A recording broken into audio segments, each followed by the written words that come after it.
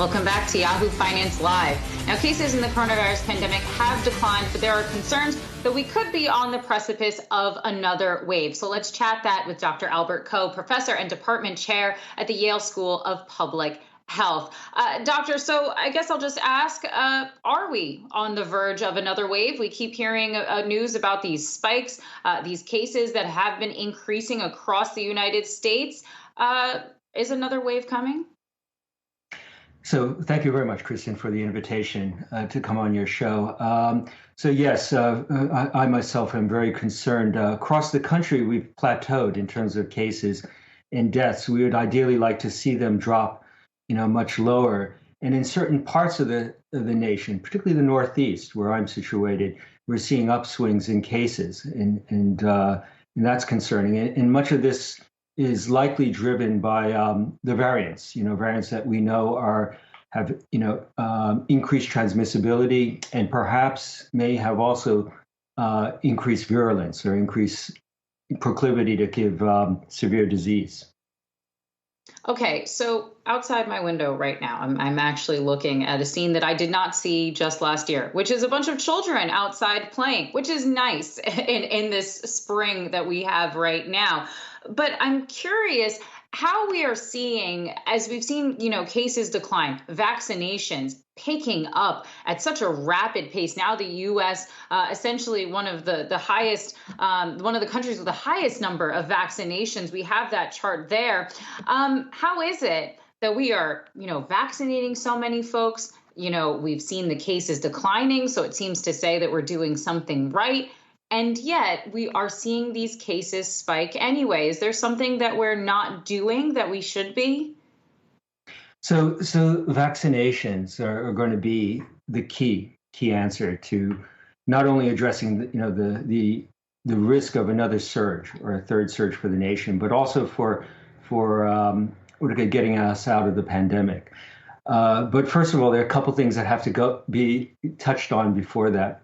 The most important thing is we're not at sufficient. We're doing great in terms of the rate of people being vaccinated and the numbers of being vaccinated, but it's not high enough to see the broad population level benefits that vaccination comes. And this is what we call herd immunity. That's going to take much more time.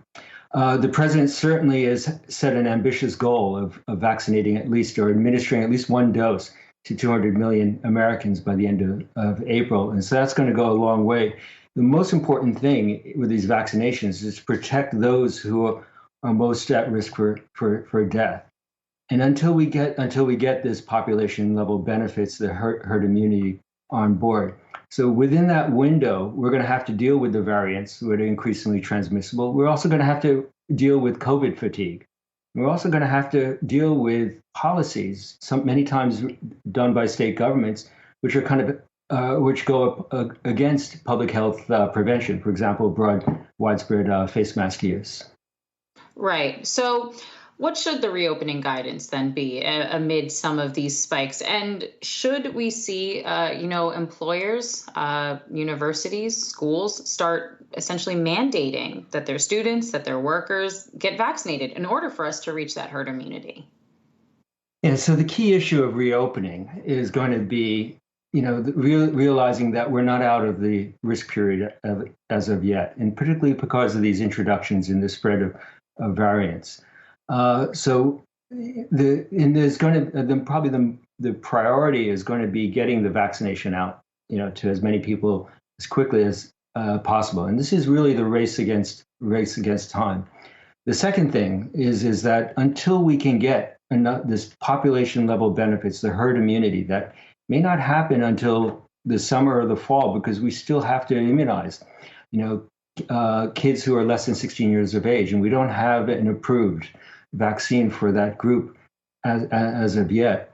So we're going to have to kind of rely on the ABCs of public health prevention until we can get through this window period of risk, which is face mask use, decreasing social contacts, limiting gathering sizes.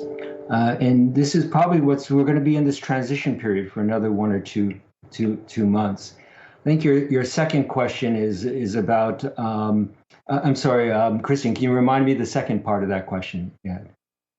Well, don't even worry about it, actually, Doctor, because sadly we've run out of time, and I know that you and I could have this conversation for another hour. So we are going to leave that there. Dr. Albert Coe, professor and department chair at the Yale School of Public Health, thank you so much for joining us today.